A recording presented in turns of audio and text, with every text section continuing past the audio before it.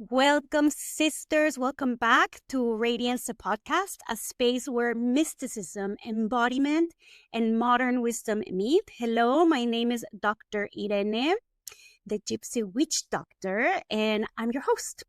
For today's episode, I want to give you a transmission of something that I am moving through right now, personally, in my body. And this has to do with the theme of the longing for the sacred masculine, for the longing of the warmth, of the fire, of the protection of the divine masculine. And what happens when it is missing? How can we reclaim it within and without? And so with that, let's start. I just want to give you a little bit of context of what is happening within me. I've been dealing with lower back pain for a while now, and this happened snowboarding. But when I go within, when I go internal and I tap into the psycho-spiritual, emotional content of it, what has been coming up is there is a deep ache, because it's a deep ache for stability, for structure. And for me, in the paradigm of archetypes, that relates to the masculine, to feeling safe, to feeling contained. And something really interesting happened when I went to see one of my beautiful healers, practitioners. She was holding my hips very firmly, and I became really emotional. And that was like, oh my God, I have this deep ache for the masculine to hold me, to contain me, to feel safe, to feel stable.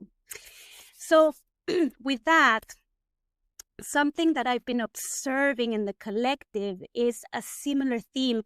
And this is also because at the beginning of the year, I launched a womb quiz for women to bring into awareness where they are in misalignment with their hormones, with their womb space, with their body. And what I've been observing, I've been gathering data from this womb quiz, from the women, from you that have been doing it. And most of the women are having results of cold wombs. And if we see this again in the frame of archetypes, when women have cold wombs, it means that there is a lack of their inner fire. There is a lack of warmth. There is a lack of yang energy, a lack of the masculine energy. So it just blows my mind how we are holograms of the universe, and we are mirroring what's happening externally in the environments, in the culture, within ourselves. And so if you look at it, we live in a culture of toxic masculinity. We live in a culture where the masculine is missing, the healthy masculine is missing, the divine masculine is absent. We don't feel safe around men. No, many women don't feel safe around men. And if you look at it, men are putting the world into wars, into scarcity. They are stripping the earth of resources, trying to control nature. I don't know if you're aware of this, but now in the UK, they're trying to block the sunlight to see if that will help with the global warming. They're trying to control nature. And this has been happening for a really, really long time. So the feminine shuts down. We need the masculine. We need the fire. And this is not to complain, right? Because it happens a lot that in the feminist movements, in women's group, there has been a trend of attacking men. They are the guilty ones, and we point fingers at them, and we complain and we criticize. And this is not about complaining. This is just about bringing light to what's happening in the collective, and to honor that longing that we have as women for the masculine. There is a deep ache. There is a deep longing for that warmth, for that fire, for that protection, for that containment. And so what do we do if we are not receiving it externally? So first, we need to acknowledge that longing is there, that desire. We want the healthy men. I was having this conversation with a beautiful friend recently. We're talking about this, and she was saying how just recently, by having conversations with so many women that are having the same stories around men, that she's starting to become very critical. And before she wasn't, because men are actually amazing. They're beautiful when they are in their empowered, healthy masculine. Men are beautiful, beautiful, beautiful, and we need them. We need you. And she was sharing this visual that I love that I want to share with you. And she was saying how, this is happening because the circle has been broken. In ancient times, the children were in the center. Then we had the mothers. Then we had the elders, and then we had the men holding the circle, protecting, holding the container of the community. And now, because that has been broken, because we're lacking that, now what happens? Now the women are taking the men's role. And this is what's been happening in modern times. Women are now having to step up and take more the leadership role. And when there is a lack of fire, two things can happen, right? Like with the cold, you get numb, you get stuck, and you freeze, and there's no action. And so there's stagnation. And then the other is because there's a lack, then we overdo. We take on the masculine energy. So women are becoming hyper masculinized. And even in their bodies, you can see it. They're more rigid, more broad in the shoulder. Like they become more like men. You can see it in the body characterology. And also, I wanted to touch that. I also asked ChatGPT to put her antennas out and to connect with the collective feminine wombs and what she's like tapping in regards to the different types of womb based on my womb quiz. The stuck womb, cold womb, damp womb, hot womb, or healthy wombs. And actually, she said that the most predominant was stagnant wombs. And this hasn't come up so much in my data, but it makes sense because what happens when energy freezes? Again, it gets stuck. So cold creates stagnation. So stagnant wombs are usually women that suffer endometriosis, that have fibroids, that have heavy menstrual bleeding, clots, dark blood, that they feel stuck in life, that there's a sensation that they can't make a decision because they're stuck like in a relationship or in a job or in a place or in their limiting beliefs, like ruminating thoughts over and over and over, and they get stuck. And so what happens with this lack of warmth, we either freeze and get stuck, or we are overdoing and overproducing, because women are fucking amazing. Like we are fucking amazing. We have so much power and we can do so much. So we hold the communities, we hold the container, but that's not really our job. Our job is to be the nurturers, to be the ones that bring harmony, to ones that connect to the magic and the mysteries and the mysticisms and bring the downloads for the community. And so with this, there is like an internal turmoil inside of us of this desire for the external masculine, but there isn't right now. And it's going to take a while for men to catch up. It's going to take a while for men to catch up. And so what do we do?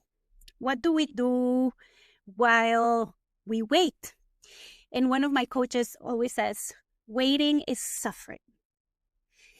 Empowerment comes by choosing, by taking loving, powerful actions. So what can we do now? And for me, it's the inner work. It's the integration of this divine masculine, of the masculine archetype within ourselves. to tend to our inner fire, to ignite our inner fire, to ignite our inner masculine, to marry our inner feminine and our inner masculine within, to have an embodied sacred union within. And so when we do that, because this toxic masculinity lives within all of us, it's not only men, it's also us women that need to take a look at how are we taking on those paradigms of overproducing, of always go, go, go, of bypassing the body, of always living in the mind, of not honoring our cycles, of thinking of menopause as something bad, and not honoring the different phases of the feminine life, of the feminine archetypes through our lives, of our moon cycles, bypassing our emotions, all of these things, gossip, toxic sisterhood, all of these things we need to look at, we need to address and do the inner work so that we can release those limiting beliefs and create a more coherent state of being. Because I truly believe that as we heal ourselves, we heal the collective. As we integrate the shadows within ourselves, we are helping the shadows of the collective to be integrated. And once we do that, once we have that inner sense of the masculine, how it feels to be rooted, how it feels to feel safe, for our emotions to be expressed, for our Shakti to move, to create, to birth, and to die, and to transform, then we can call in, then we can magnetize the masculine externally. Because again, that's going to create ripple effects. So the men are going to catch up, the masculine is going to catch up, but it's going to take some time. And so the work starts within ourselves. So with that, one of the ways of doing this is, again, working with the archetypes, right? So in nature, the masculine primordial energy can be tapped into with the sun, and the feminine primordial energy with the moon. These are like universal symbols of masculine and feminine. And the sun, think of it, it's warmth. It's warm, it's fiery, it's generous. It penetrates. The warmth, the rays of the sun penetrate our skin, and it feels so good. It ignites. It tonifies our immune system. It makes us stronger, gives us strength. And then we have the moon, which is connected to the night and to the coolness and to stillness and to receptivity and to the magic, the mysteries of the feminine. And so beautiful ways of doing this inner sacred integration of the feminine and masculine is to integrate this both. So how do we do this? There's different ways, but we are coming closer to solstice. And I am offering a womb awakening activation, which is sacred sexuality pilgrimage into our womb space. It's a week-long activation where we are going to tap in to the energy of the sun as Shiva. Shiva, the I am, the observer, the divine masculine, and bring that energy of the sun to bless our womb space. And one of the ways that we do that is by utilizing a pleasure wand, a quartz wand, for example. Rose or clear quartz are really, really good ones to utilize. And if you don't have one, and if you're thinking of joining the activation, please go get one ASAP. I'll put a link in here so that you know which ones I love. And so what we do, and what we're going to be doing is that we're going to be infusing that one with the energy of Shiva, with the energy of the divine masculine, of fire, of the warmth of the sacred fire. And we're going to do conscious penetration into our womb space with this one that is going to be blessed. And don't worry, we're not going to do this together. This is done at your own time, and you're at your own home where you feel comfortable. And so It's a week long of exploration of your sexual energy and of this exploration of unification of the divine feminine, divine masculine. And we're going to be working also with the practice of the Merkaba, which, if you don't know what the Merkaba means the chariot, which is the vehicle of light. So we're going to be activating this vehicle of light within us. And this vehicle of light serves as a vehicle of ascension. The goal of these practices is to help us ascend, but through embodied practices, not to bypass the body, not to bypass the emotions, but to connect with the magic that lives within you, with the magic of your universe, your yonis, your vulvas, your vagina. There's a whole universe within you that is just there to be explored, to be tapped into. And yes, there is more pleasure. You can have multi-orgasmic experiences, but the idea is for us to remember our true nature of who we are, our Buddha nature, our divine nature. And we do this by eliminating the junk that we have been accumulating during our whole life that is informing us of a false identity, of a false identification of who we are. So we need to release all of that so that we can access this state of true nature. And so this is the end, not the goal, the intention. This is the intention of these practices, of this activation.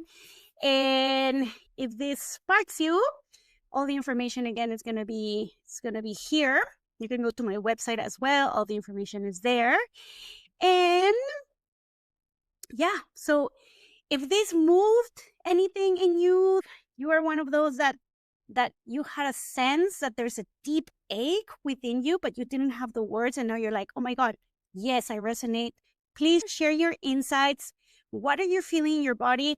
What did you feel in your body while I was speaking about this? What happened in your womb? What happened in your lower back? What happened in your heart? And if anything like bubbled or stirred, remember to breathe. Your breath is your most beautiful tool to anchor in present moment in your body, and to be gentle with yourself, be compassionate, allow anything to surface and to be as it is. And if you are liking these conversations, if you're liking this podcast, please remember to subscribe to my channels. If you're seeing this in my YouTube channel, subscribe.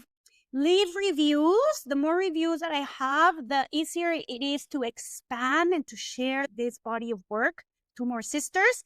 If you know of a sister that you feel this would benefit, share it with her.